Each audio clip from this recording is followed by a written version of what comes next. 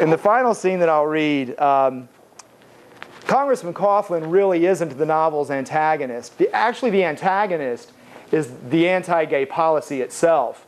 But that manifests itself in the novel with the Naval Investigative Service.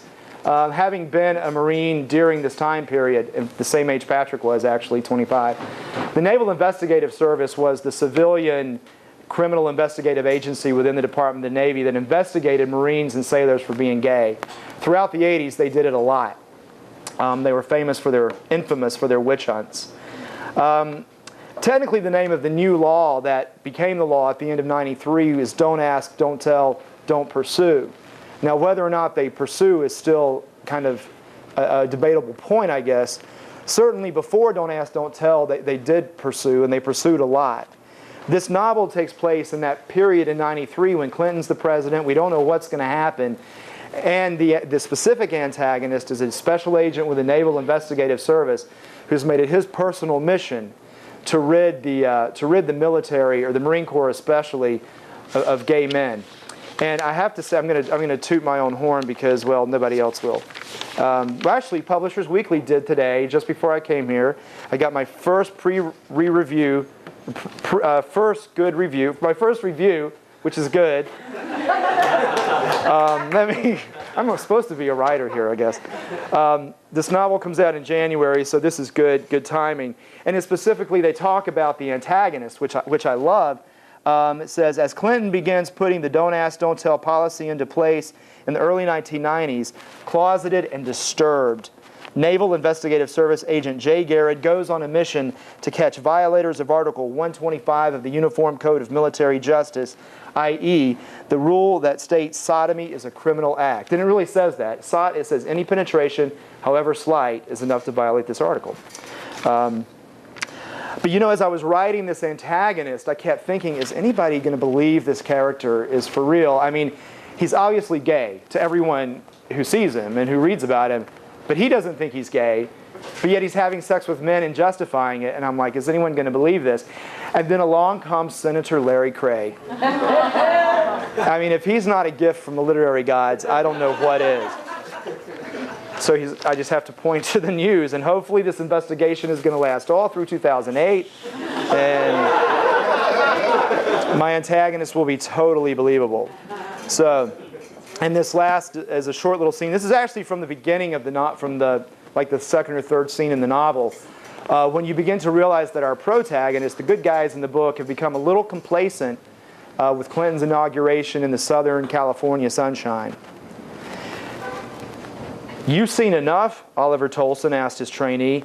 "I don't want to waste my whole Saturday watching other people have fun on their day off." From his boss's car, Agent Jay Garrett viewed the homosexuals playing in Balboa Park. Perverts cared nothing for nature and proper gender roles. They wasted their lives chasing pleasure. Jay's dad had called them hedonists. They failed to contribute to society, and they corrupted young people, poisoning tomorrow's citizens.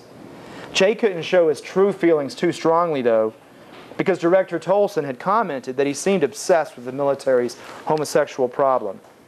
"Not yet, sir." Jay watched a shirtless young man rub sunscreen on the back of a larger guy.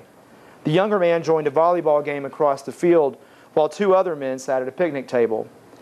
The volleyball player shouted, bringing Jay out of his reverie.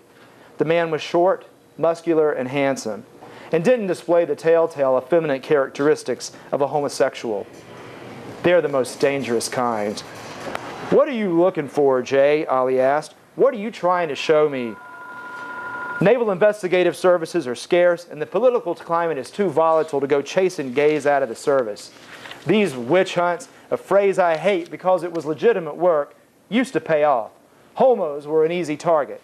We caught one, they turned on each other like jackals, and NIS service records look good. That's not the case anymore. They stick together. Times are different, and NIS reports all the way up to the chain to the friggin' president. And we know his story. He got elected because of the gays. I'm telling you, Garrett, leave them alone. If they admit they're queer, we got them. But if they don't, proven it's too much trouble." Ollie paused and shook his head. "Besides, we got enough problems in San Diego with drugs and gang activity near, hell, even on the bases." keeps us busy 24/7. With all due respect, sir, sodomy is still a criminal act under Article 125 of the Uniform Code of Military Justice, and I plan to be the best damn agent you ever had. I'm going to catch, prosecute, and lock up as many violators of every article of the UCMJ as possible. I got 6 months till retirement, and no way in hell are you going to be the best damn agent I ever had. Hell, all the best agents end up fired, in jail, or dead. Just do what I tell you. Jay hoped Ollie would think his silence was consent. Drugs and gang-related activity were problems anyone could handle. Only the most dedicated agent would do the unspeakable and despicable things Jay was willing to do in order to nab his villains. Jay saw the big picture. America was great only because her military was great. America's military had been in trouble for 20 years, ever since the fall of Saigon, and the pro-military heyday of the Reagan years was over. Clinton and his unacceptable elements threatened to erode the military. If they succeeded, they would ruin America. The military was the last stand. If its leaders caved, America would no longer be the world's greatest nation. And God intended America to remain great. NIS agent Jay Garrett was determined to do his part to ensure that America never fell from greatness. Thank you.